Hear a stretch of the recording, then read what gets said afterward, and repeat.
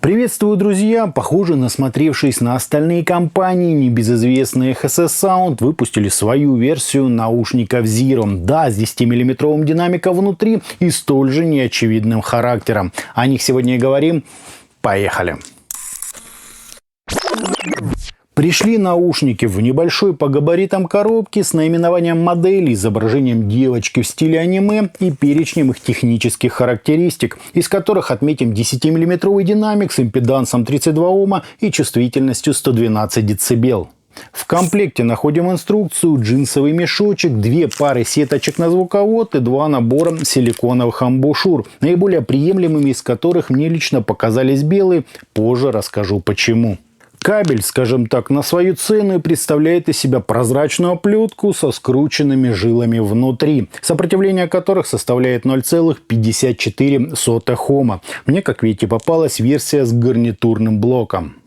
Сами чашечки тяжелые, металлические, но очень компактные по габаритам. С внутренней стороны у них разбросано 2 отверстия для компенсации и средних размеров звуковод. А с внешней только логотип производителя. Сидят наушники неплохо, да и со звукоизоляцией тут тоже все в порядке.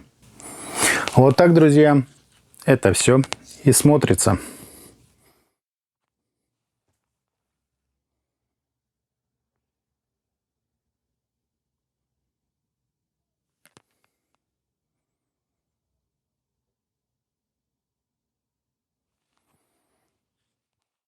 По измерениям у нас очень быстрый, как в игровых решениях, импульс, небольшие расхождения между левым и правым каналом и искажения в пике, достигающие 0,28%, что прямо очень круто. Фаза ведет себя корректно, а затухание на 30 и 60 дБ составляют где-то 77 и 97 миллисекунд без каких-либо возмущений.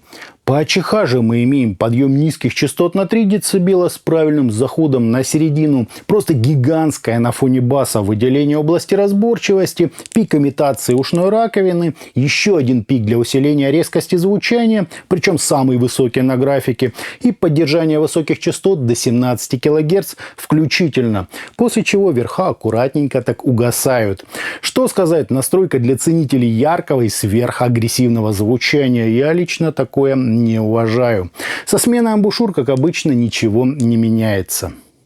По звучанию же Zero, как и ожидалось, дают жару. Если установить на них серые амбушюры, то все будет прямо сверхчетко, хлестко, прозрачно и до безумия ярко. Собственно, первое следует из последнего. Если в любых наушниках задвинуть низкие частоты, то звук станет светлым, детальным, но совершенно не сбалансированным. То есть музыка начинает звучать по факту верхней своей частью, отчего ни глубины, ни объема, ни какой-либо музыкальности тут и в помине нет. Только яркость, скорость и драйв. Гитары жужжат, струны звенят, а тарелочки противно посвистывают. Но есть решение. Замена насадок на белый немного смягчает картину. То есть все остается столь же ярким, но добавляется некоторая приятная слуху теплота, привносящая буквально капельку комфорта. Впрочем, как я уже сказал, ситуацию это нисколько не спасает. Из источника выбираете только что-то совсем басовитое, дабы хоть как-то сбалансировать весь этот ад. Лучше всего для этого подойдет обычный аналоговый выход вашего смартфона или же планшета. По жанрам зайдет только все с базой на верхней части диапазона. Всякая яркая электроника, возможно рок и часть металла. Живая музыка это точно не про Zero. Хотя оркестр в глубину они рисуют таки неплохо. Конечно, ту часть оркестра, в общем, друзья, вы все понимаете. Я протестировал огромное число всяких Zero, и в плане звучания все они полностью соответствовали своему наименованию. Без эквалайзера ловить тут, честно говоря, вообще нечего. А вот подняв бас, можно кое-что таки из них вытянуть. Следовательно, если вы не привыкли что-то крутить, лучше посмотрите на что-то другое. Например, на те же ТКЗК Uranus. Эти самые ТКЗК Uranus, хотя и не столь чистые и детальные, зато позволяют прочувствовать тело инструментов, ощутить их энергетику и насладиться всей глубиной женского и мужского вокала. Да, без драйва, хлесткости и агрессии, зато во всех смыслах корректно и сбалансировано. Team Hi-Fi C5 скорее антипод героям обзора. У них реально хороший такой сочный бас, прекрасное тело и мелодика, но какие-то глухие высокие частоты. Не хочу сказать, что у Zero вообще нет баса или нижней части средних частот. Это совсем не так. Бас-гитара таки пробивается, и если прислушаться, можно услышать нижнюю часть середины. Однако давлеет над всем та самая верхняя половина спектра. Ее гораздо слышнее. Она, скажем так, на переднем плане и на контрасте буквально топит собой весь остальной диапазон. Кому как, конечно, друзья, но я вообще не фанат настолько дикой настройки. Тут точно без меня. И итогом динамические наушники HC Sound Heart Mirror Zero неплохо сидят и брутально выглядят, на чем их достоинства и заканчиваются.